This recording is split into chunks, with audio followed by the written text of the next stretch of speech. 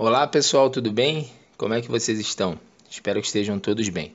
Vamos dar início à nossa sexta aula do módulo de suporte emergencial à vida.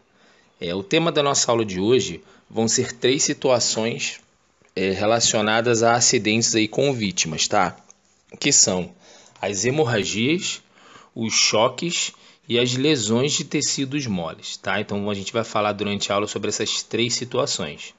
A gente vai entender um pouquinho cada uma delas, a definição, né? Qual é a tratativa, os sintomas, que são situações corriqueiras, né? Dentro de organizações, dentro do nosso dia a dia, e que para quem deseja, né, atuar aí nos primeiros socorros como socorrista ou como brigadista, precisa entender esse quadro geral desses três tipos de situações aí, tá bom? Eu espero que vocês consigam assimilar as informações que são passadas nessa aula, né? Que vão ser passadas nessa aula, e que eu consiga passar para vocês de maneira mais clara e direta possível, tá bom? Então é isso, pessoal. Boa aula a todos aí. Pessoal, a gente vai começar então falando das hemorragias, tá? Então, o que seria uma hemorragia? A hemorragia é a perda de sangue do sistema circulatório devido à ruptura dos vasos sanguíneos. A gravidade de uma hemorragia é medida pela quantidade e rapidez que o sangue é extravasado, é perdido, tá?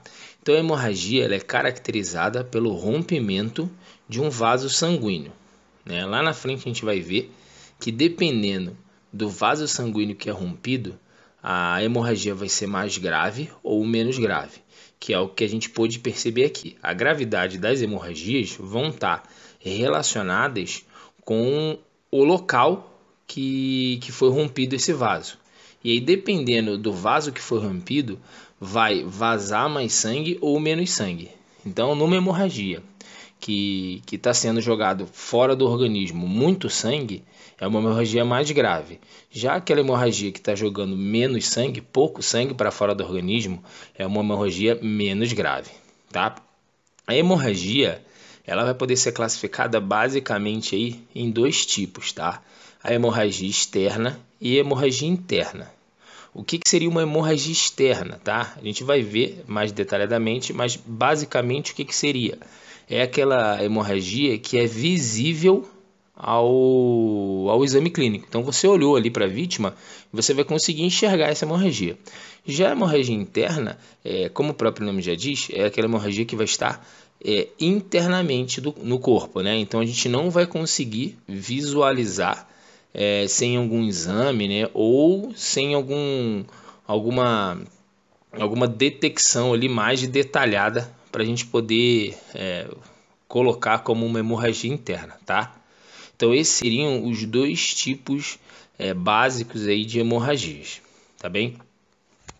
E como a gente viu ali em cima, pessoal, dependendo do local lesionado, né? Dependendo do vaso sanguíneo que foi rompido, a hemorragia ela vai ter gravidade diferente, tá? O pior dos casos seria o rompimento de uma artéria. Por quê? Porque o volume de sangue que a artéria vai jogar para fora do corpo vai ser um volume muito grande. Quanto mais sangue a vítima perder, o acidentado perder, mais grave vai ser a situação, tá?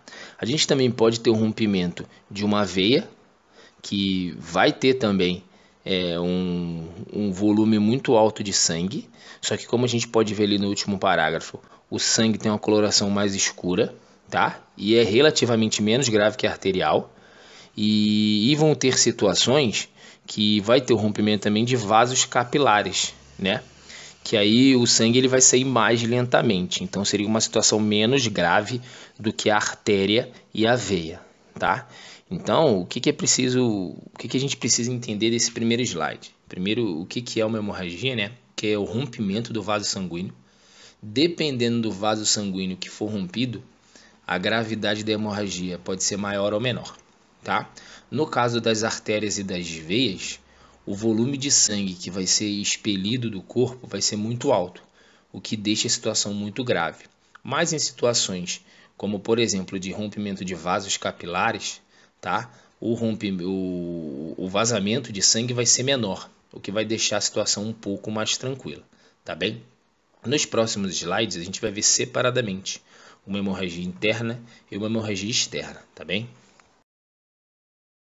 Pessoal, a gente vai começar falando então das hemorragias internas, tá? Como a gente já viu lá atrás, as hemorragias internas são aquelas que ocorrem dentro do corpo. E elas têm um agravante, porque em algumas situações elas podem, né, não serem percebidas com o exame clínico. Logo que o socorrista chegou e foi fazer a avaliação da vítima, pode ser que uma hemorragia interna ela não seja identificada facilmente assim. Por quê? Porque ela está acontecendo dentro do corpo, tá? Essas hemorragias internas podem ser provocadas por lesões ou fraturas, mas também podem ocorrer devido a doenças como hemofilia e gastrite, tá? Então a hemorragia interna ela vai poder acontecer dependendo de um contato físico aí, fraturei, foi alguma lesão, alguma pancada ou de alguma doença já pré-existente, né? Que no caso da hemofilia e gastrite, que foram os exemplos que foram citados aqui. A hemorragia interna que não é visível, ou seja, todo o sangue perdido se acumula nas cavidades do organismo, tais como crânio, abdômen, a parte torácica, entre outras, tá? Então, esse é o outro ponto de atenção e muito perigoso. Quando é hemorragia interna, o sangue vai ter o vazamento de sangue, só que ele não vai ser expelido. Ele vai ficar se alojando em todas as cavidades do organismo, que também não é bom, tá? Numa hemorragia externa, que o sangue sai, a situação é muito complicada. E numa hemorragia interna, mesmo o sangue estando vazando dentro do corpo, é uma situação muito igualmente complicada, tá? Então a gente tem que ficar atento a isso. Como a hemorragia interna é uma hemorragia muito mais difícil de se identificar, o socorrista, né, o brigadista, ele vai ter que ele vai ter que avaliar algumas situações, que são essas duas situações aí que eu coloquei em negrito, tá? São as manifestações que o corpo pode apresentar, tá? E as situações que vão auxiliar a gente a identificar essa hemorragia interna, tá? Quais são as manifestações que o corpo vai apresentar? Fraqueza, sonolência, frio, sede, alteração do nível de consciência, respiração rápida, pele pálida, fria e úmida e tremores, tá? Então isso seriam condições que o corpo vai apresentar. Então na hora que o socorrista chegou e ele enxergar esses tipos de manifestações no corpo da vítima, ele já tem que ir já por esse caminho de hemorragia interna. Um dos caminhos possíveis seria hemorragia interna, tá? E algumas situações também. Então, assim, situações está ligada ao que aconteceu. Então, se for um acidente de automóvel, tá? Com impacto muito forte, ferimento por arma de fogo, faca ou qualquer outra arma branca, acidente, qualquer tipo de acidente, né, que o corpo suportou uma pressão muito grande, como queda ou esmagamento. Então, nesse tipo de situação, já tem que ser avaliado a possibilidade de uma hemorragia interna, tá? Devido à pressão, devido ao sangramento ali, a perfuração da possibilidade, né, da perfuração de algum órgão ali. Então, tem que ser já analisado essa possibilidade, tá? No último parágrafo, pessoal, eu trago ali uma observação que é importante, né? É muito difícil uma pessoa leiga, uma pessoa sem experiência, né, identificar uma hemorragia interna, tá? Primeiro que ela não vai saber dessas situações que a gente acabou de falar, né, e nem do que o corpo vai apresentar. Então é sempre bom lembrar, caso não saiba o que fazer, o serviço médico tem que ser chamado de imediato, tá? Então chegou na vítima, não sabe o que fazer, não é brigadista, não é socorrista, o serviço médico tem que ser acionado da forma mais rápida possível ou a pessoa tem que ser transferida para um hospital dentro das possibilidades, tá bem? O tratamento, né, e a gente vai ver o que tem que ser feito lá na frente em relação aos primeiros socorros, quando a gente fala de hemorragias, mas o tratamento específico de uma hemorragia interna, ele só pode ser realizado através de cirurgias, né, porque vai ter que ter o acesso à parte interna do corpo para fazer esse tratamento. Então o tratamento vai ter que ser realizado dentro do hospital, obviamente, né. Então o papel do socorrista e do brigadista são aqueles princípios dos primeiros socorros, né? Manter os sinais vitais até que a pessoa seja transportada para o hospital ou que o serviço especializado chegue. Agora, pessoal, a gente vai falar sobre as hemorragias externas, né? E como o próprio nome já diz, são aquelas hemorragias que através do exame clínico vai ser possível identificar, ou seja, você vai ver o sangue saindo do corpo, né?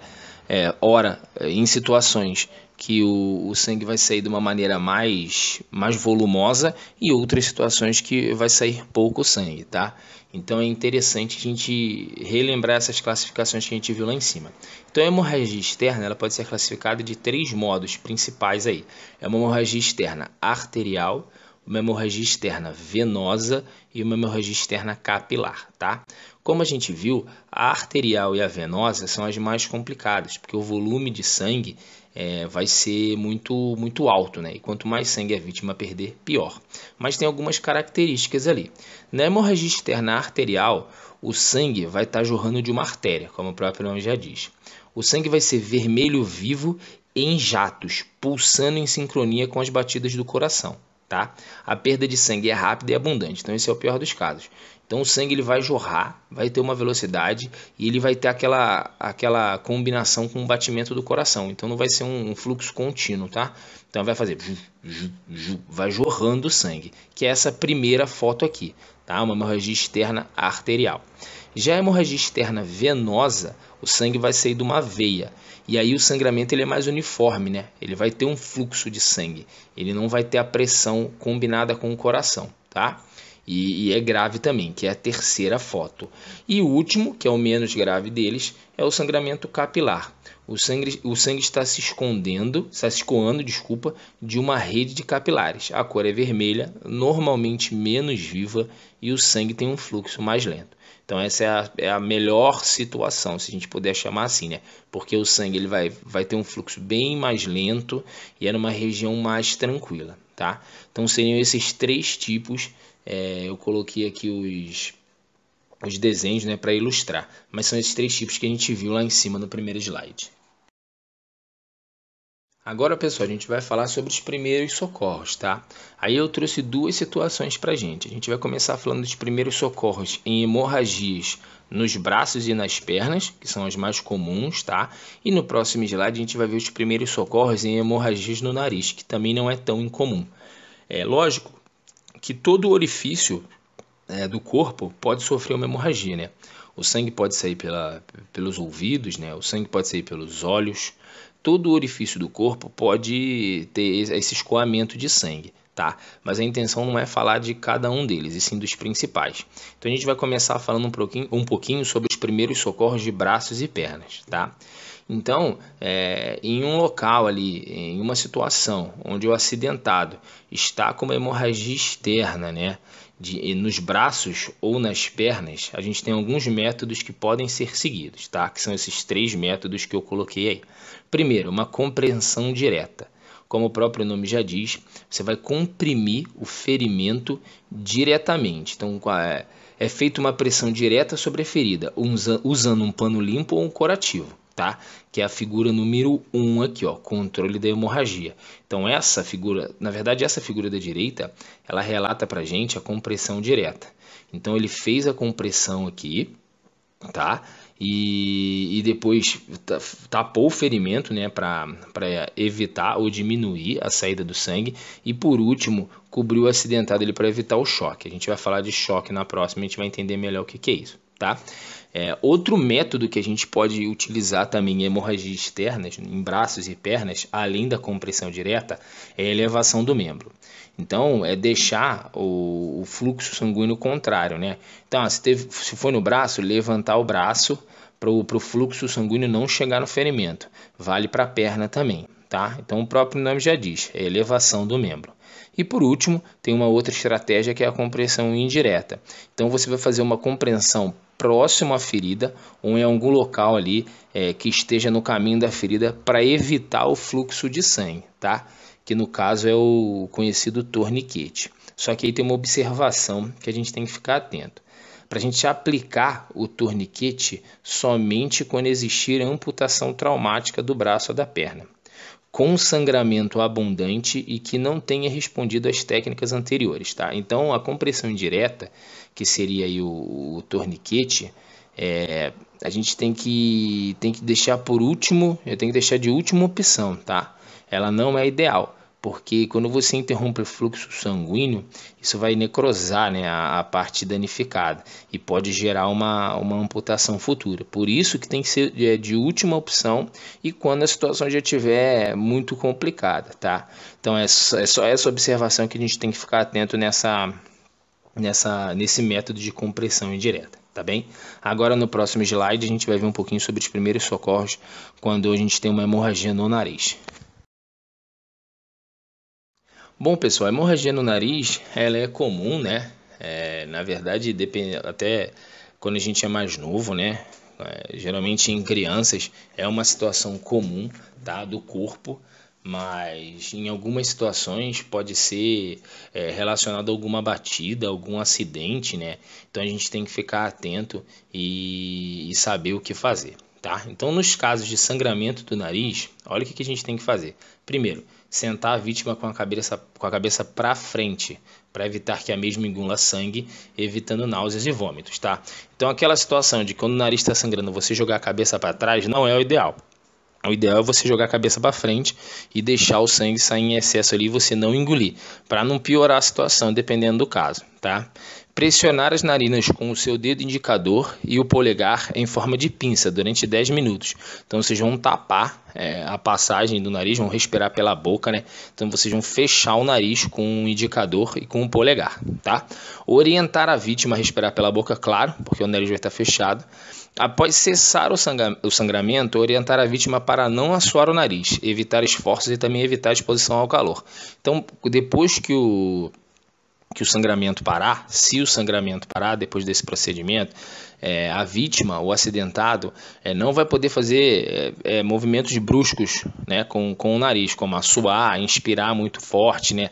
A questão do calor também prejudica muito, então tem que ser dada essa orientação, tá? Aí tem outra situação, caso o sangramento persista, tem que repetir esse passo a passo 2 vezes. Sentou, colocou, abaixou a cabeça, né?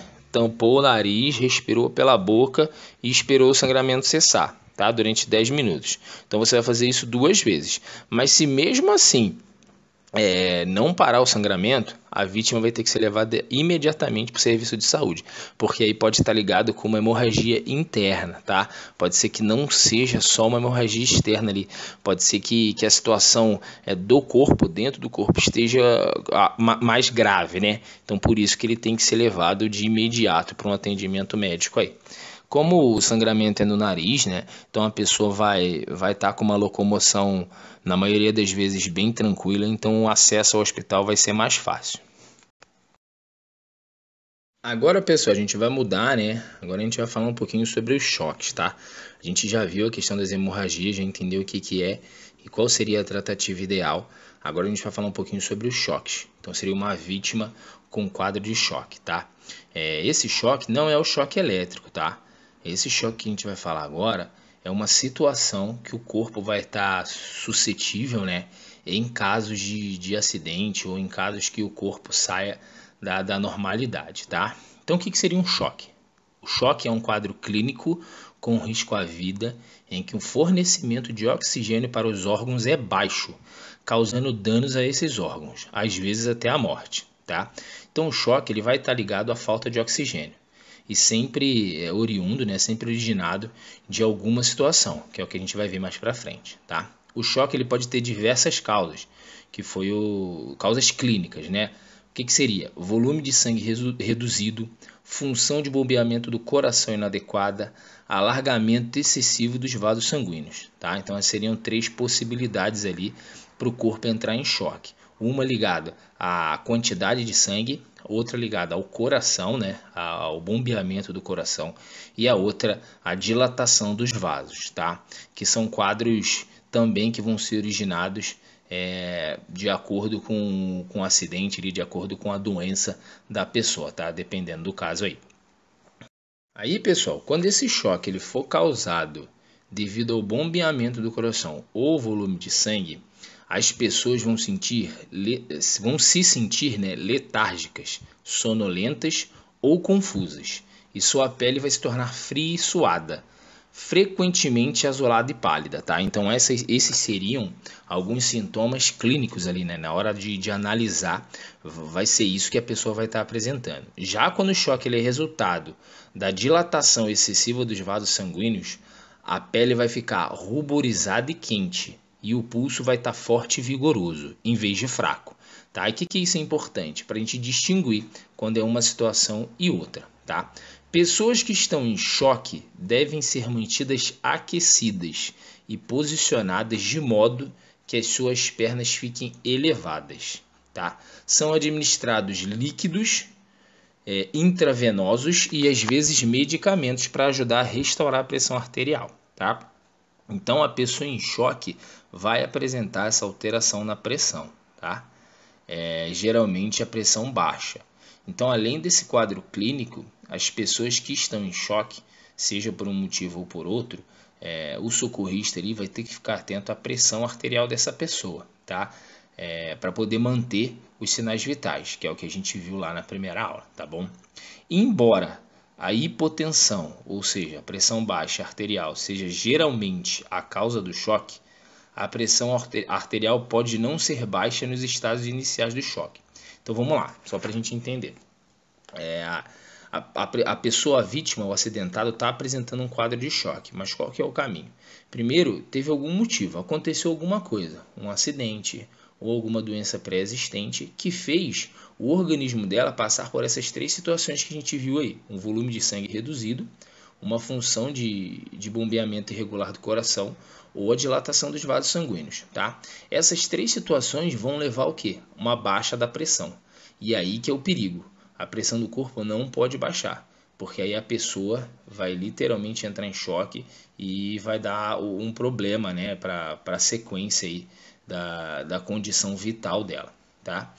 E esse último parágrafo está dizendo o seguinte: apesar de na maioria das vezes a pressão ser apresentada baixa em quadros de choque, no início do quadro, antes dele entrar em choque ou no início do quadro de choque, né, a pessoa apresentando ali, né, às vezes a pressão vai tá normal ou alta, tá? Então tem que ficar atento a isso também. O quadro clínico de choque não tem relação com o choque que as pessoas sentem a sofrerem estresse emocional repentino, tá? Então assim, o que quer dizer? Que esse choque que a gente está falando é uma situação fisiológica do corpo. Ele não tem nada a ver com aquele choque, aquela surpresa, né? Aquela situação de que a pessoa não está esperando por uma notícia e entra em choque, né? E também não tem nada a ver com a parte do choque elétrico, tá? Que foi o que a gente falou lá em cima, tá? Só para a gente fazer essa diferenciação. Agora, pessoal, a gente vai falar sobre os tipos de choque, tá? Novamente, não estão todos os tipos de choque aqui, mas eu coloquei os mais comuns, né? Os que mais aparecem, né? Se a gente for fazer um estudo aprofundado, principalmente aí na área de medicina, a gente vai achar vários tipos de choques que o corpo pode entrar, mas esses aqui são os principais, tá? O primeiro é o choque hipovolêmico, tá? Ele vai estar caracterizado pelo quê? Pelo baixo volume de sangue. Faz com que quantidades menores do que o normal de sangue entrem no coração com cada batimento cardíaco e, portanto, quantidades de sangue menores do que o normal são bombeadas para o corpo e suas células, tá? Então, esse primeiro choque, o hipovolêmico, vai ser aquele relacionado ao volume de sangue. Então, geralmente isso vai acontecer quando? Numa hemorragia, por exemplo, que a pessoa está perdendo muito sangue e aí vai entrar menos sangue para o coração bombear e, consequentemente, vai chegar menos sangue para os órgãos vitais, né? E isso pode causar danos irreversíveis aí, se não for tomada uma atitude imediata, tá? Então aqui é bom observar o seguinte, que de uma hemorragia a pessoa pode entrar em choque, tá? Então um pode ser consequência do outro. O primeiro hemorragia lá que a gente viu, né? Devido a uma hemorragia a pessoa entrou em choque, ou não, ou eles podem ser separados, tá? Importante aí, o choque hipovolêmico é uma situação grave que acontece quando se perde grande quantidade de líquidos e sangue, que é o caso da hemorragia que eu acabei de falar, o que faz com que o coração deixe de ser capaz de bombear o sangue necessário para todo o corpo. Consequentemente, também não vai chegar oxigênio, levando a problemas mais graves, tá colocando a vida do acidentado em risco. Então, o choque hipovolêmico, que está relacionado ao volume de sangue e geralmente relacionado também a uma hemorragia, é muito perigoso, tá? Porque ele vai colocar em risco a vida da pessoa, tá? A gente também tem o choque cardiogênico. Uma função de bombeamento do coração inadequada também pode fazer com que as quantidades de sangue anormais sejam bombeadas a cada batimento, tá? Então esse choque vai estar ligado ao coração. Então é uma condição de bombeamento mais fraco, que é uma daquelas condições que a gente viu lá atrás. Então vou ter uma irregularidade no batimento do coração, que vai ocasionar o quê? Que não chegue a quantidade certa de sangue para cada órgão e consequentemente oxigênio, tá? Esse é o chamado choque cardiogênico. A gente também tem o choque distributivo, que também está ligado com um dos casos que a gente viu, que é a dilatação dos vasos sanguíneos, que aumenta a capacidade dos vasos sanguíneos e diminui a pressão arterial, tá? Porque o conceito de pressão continua o mesmo. A pressão ela vai abaixar porque o vaso sanguíneo dilata. Então eu tenho menos pressão dentro dos vasos sanguíneos e, consequentemente, a pressão do acidentado vai baixar. E aí a pressão baixa, junto com esse choque distributivo, pode levar a pessoa à morte, né, ou a sequelas irreversíveis, tá? E por último eu tenho o choque obstrutivo. Ocorre devido à obstrução mecânica do fluxo sanguíneo, o que gera redução do débito cardíaco e da perfusão, tá? Então o que acontece? Esse é quando ocorre a cessão do sangue. Então por algum motivo, né, ocorreu, o sangue não está correndo. O fluxo de sangue ele foi obstruído, foi interrompido, tá? Isso pode ser causado internamente, né? Gerando outros tipos de consequência, ou externamente, através de um esmagamento, alguma situação parecida, tá? A pessoa ela entra em choque. E aí a diferença, né? Não por perda de sangue, mas pela obstrução do sangue, tá? Eu não vou citar um exemplo aqui, porque eu não sou da parte médica, então é difícil citar o exemplo prático para vocês, mas é essa parte que a gente tem que entender, tá? Então, como eu disse lá em cima, são vários tipos de choque. Eu trouxe para a gente só alguns, porque a ideia é entender de forma geral aí o que é um choque, né? E o que ele causa pro corpo, né? Para o acidentado ali.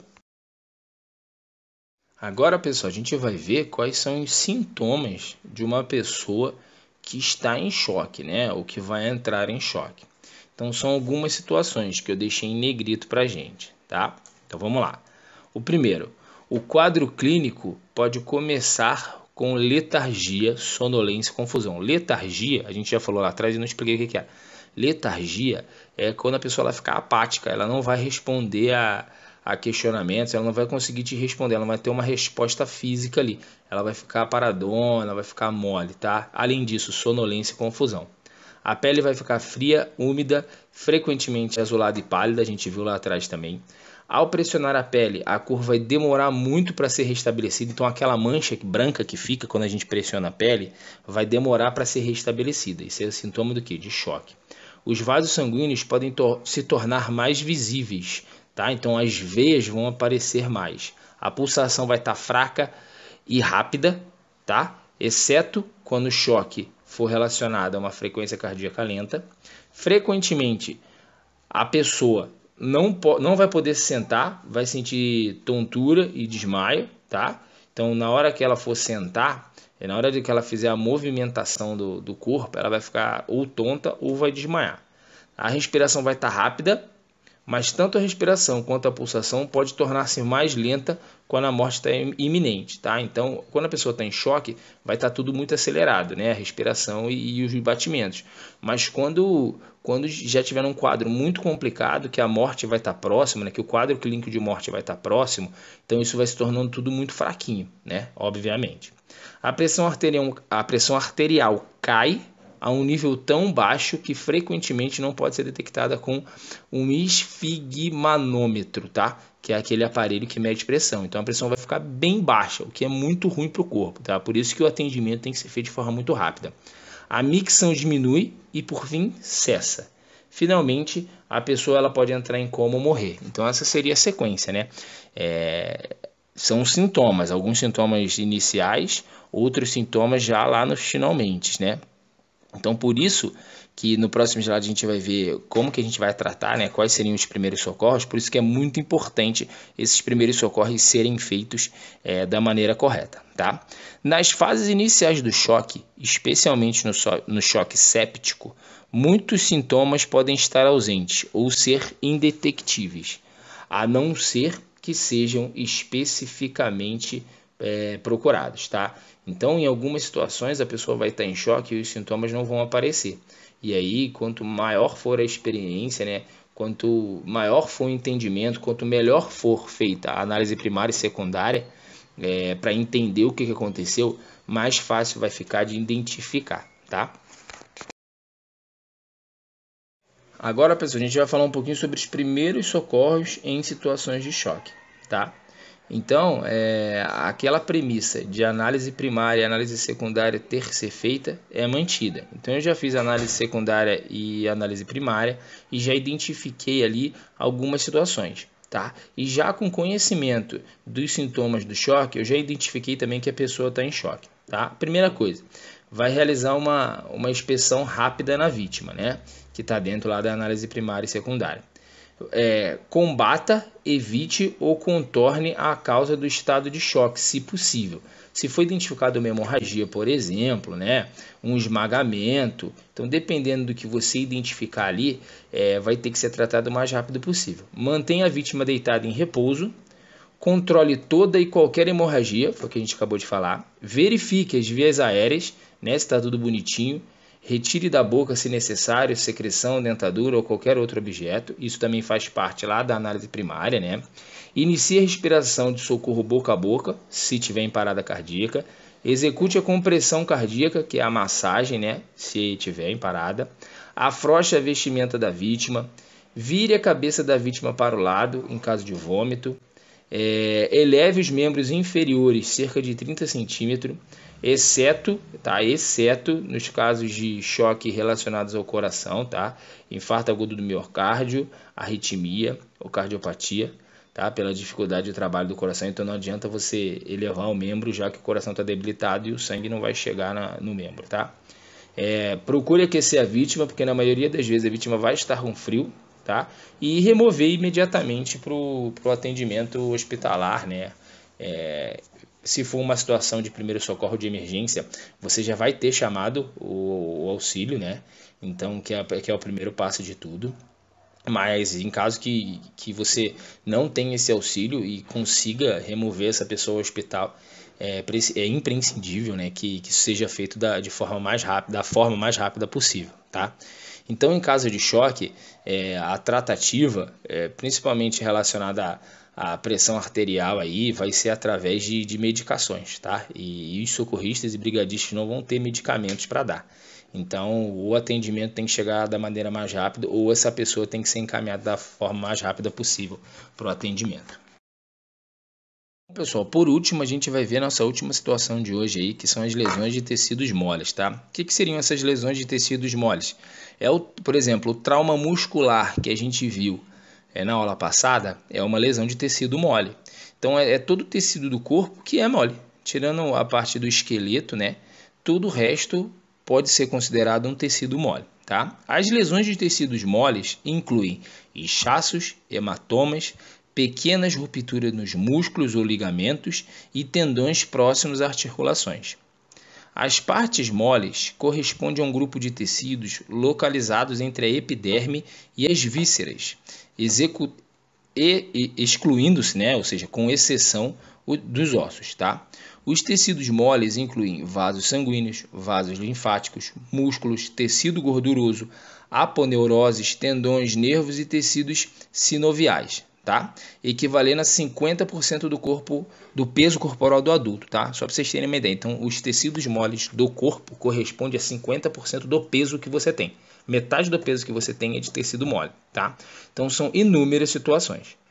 As lesões dos tecidos moles podem englobar as lesões nas estruturas da pele, músculo e tendões, ligamentos ou nos invólucros de tecidos que cobrem determinadas articulações, tá? E a gente pode mostrar aqui algumas situações de lesões de tecidos moles. A primeira, distensões.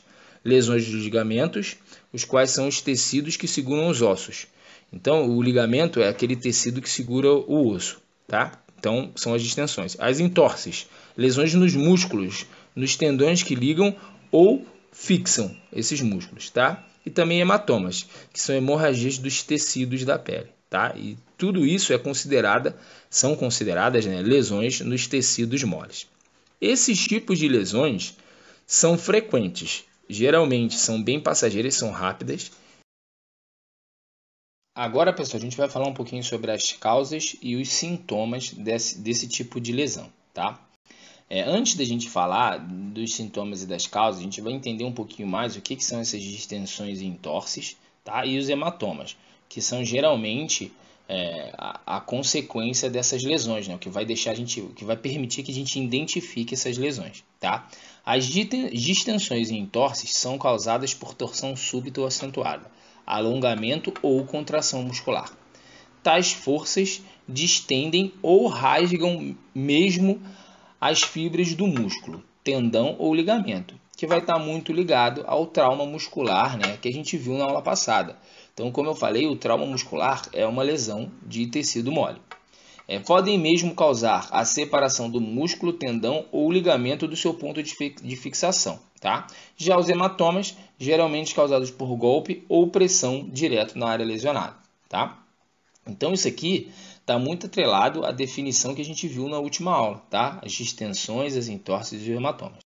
Ainda falando sobre os hematomas, pessoal, é importante a gente deixar claro aqui que quando a gente fala hematoma, a gente está se referindo àquelas situações onde a pele vai ficar roxa, né?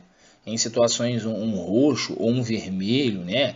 Então toda situação que você se deparar com batida, com pressão excessiva e a sua pele ficar roxa, é uma lesão de tecido mole, tá? Assim como o trauma muscular que a gente viu de grau 1, de grau 2, de grau 3 também é uma lesão de corpo mole. O importante é sempre lembrar que tanto os traumas, as lesões, né, as hemorragias, todo esse tipo de ferimento que a gente vem vendo, né, todo esse tipo de dano ao corpo que a gente vem vendo nas aulas, a gravidade desse acontecimento vai depender do local que aconteceu o fato, né? Do local do corpo, tá? Não de onde a pessoa está, mas do local do corpo, tá? Como a gente viu lá nas primeiras aulas, né? Um ferimento no tórax é muito mais grave do que um ferimento na perna, né? Dependendo do que aconteça. Então é sempre bom a gente deixar claro isso, tá? Agora, pessoal, voltando aí às lesões de tecidos moles, tá? O que é importante? Primeiro, que a principal característica desse tipo de lesão vai ser dor e inchaço, tá? E, consequentemente, uma roxidão ou avermelhidão. Importante ressaltar também, pessoal, como a gente viu lá atrás no trauma muscular na aula passada, dependendo de onde for a lesão, né, e de como for a lesão desse tecido mole, ela vai poder impossibilitar a locomoção do membro, né? Se for no braço, se for numa perna, se for no quadril, né? Dependendo do que aconteça, se for muscular, se for um estiramento. Então, dependendo do que aconteça, o membro vai ter que ficar imobilizado, né?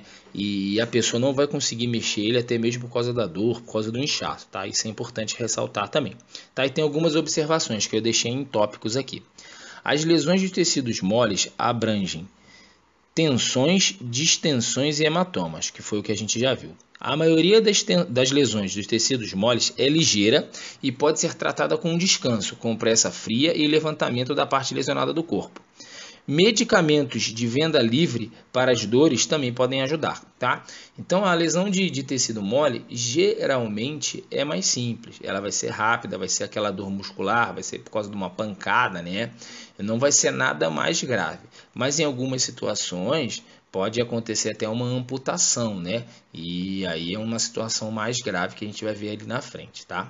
Mas vão ter situações também, pessoal, que essa lesão do tecido mole pode ser mais grave, tá? Que é o caso das amputações, né? Se ocorrer uma amputação traumática ou devido a algum acidente de algum membro, né? Então, também vai ser considerada uma lesão de tecido mole, tá? Então, esse seria um quadro mais grave desse tipo de lesão, né? Porque eu vou ter uma amputação, tá? De um dedo, de um pedaço da mão, né? De um pedaço do pé. Então a amputação também vai ser considerada uma lesão de tecido mole, tá? A amputação ela vai estar dentro também de outras definições, mas ela também pode ser considerada uma lesão de tecido mole, tá? Aí no próximo slide a gente vai entender qual que é a tratativa, qual que é o tratamento, né? Quais seriam os primeiros socorros nesses dois tipos de situação. Quando for uma ferida fechada, tá? Que é o caso dos hematomas, né? E esses casos que a gente viu, e também quando for uma amputação. Bom, pessoal, para a gente falar do tratamento dos primeiros socorros, a gente precisa entender quais são as situações que geralmente vão acontecer. A primeira situação, que é o caso de uma lesão fechada, né? Que é o caso aí dos hematomas, das distensões, essa parte muscular que a gente falou, o tratamento, como a gente já viu, vai ser com descanso, repouso, gelo, alguns medicamentos, né? Receitados pelo médico. Então o tratamento é mais simples, tá? Mas a gente vai ter outros dois tipos de situação que a gente tem que ficar mais atento. São situações parecidas que a gente já viu aí em outras aulas, mas que a gente tem que ficar atento e lembrar da tratativa, tá? A gente vai ter a situação também de feridas abertas, que são aqueles cortes, né? Então eu cortei, vou ter uma lesão de tecido mole, né? Porque vai estar abaixo da epiderme, teve um corte, vai ter um sangramento e eu tenho que ter alguns cuidados, tá? Então no caso de feridas abertas, a gente vai ter duas precauções principais, tá? Que vão estar relacionadas à hemorragia e à prevenção de alguma infecção, tá? Então, eu vou ter que realizar aquela pressão sobre o ferimento, mas sempre com um pano limpo, né? Com uma gaze limpa, para não correr o risco de infectar o ferimento ali e, consequentemente, o acidentado, tá? Depois que eu fiz isso, eu vou fazer uma desinfecção, aplicando desinfetante como o iodopovidona, tá? Que é um produto à base de iodo, como o próprio nome já diz. A ferida tem que ser coberta com proteção estéril, a fim de evitar a entrada de micro-organismos. Então isso aí está ligado à questão da prevenção de infecção. Depois disso, a gente vai avaliar a existência de alguma lesão em outra área, tá? Se tiver algum corpo estranho, algo penetrado, se possível, né, a gente viu que nem sempre é possível, isso deve ser removido, tá? E quando eles forem removidos, é importante repetir o processo de lavagem da ferida, tá? Então vamos supor, no caso de um estilhaço, então teve um estilhaço, perfurou a pele, houve uma ferida, tem um sangramento. Então a primeira coisa que deve ser feito é tentar estancar aquela hemorragia, tá? E fazer uma limpeza superficial. Se eu tiver que retirar alguma coisa, algum estilhaço que ficou na pele, eu vou ter que retirar esse estilhaço e refazer essa limpeza, tá? Tomando cuidado para não infectar, né? Então a gente sempre vai ter que estar atento nesses dois pontos, a hemorragia e a limpeza do que está sendo feito ali, porque é uma ferida aberta, tá? Já no segundo caso, e mais grave, são as amputações, tá bom? Então, no caso da amputação, tem dois pontos importantes aí que a gente vai ter que lembrar, tá? Então, a questão da hemorragia e da limpeza vai valer. Então, depois que eu estanquei a hemorragia, o profissional da saúde, né, ou a pessoa que está realizando o desgaste ali, precisa colocar compressas e efetuar a compressão manual direta. Então, você vai ter que colocar uma compressa no local que foi amputado e realizar uma pressão ali, tá? Garantindo, eliminando ou minimizando a hemorragia, tá?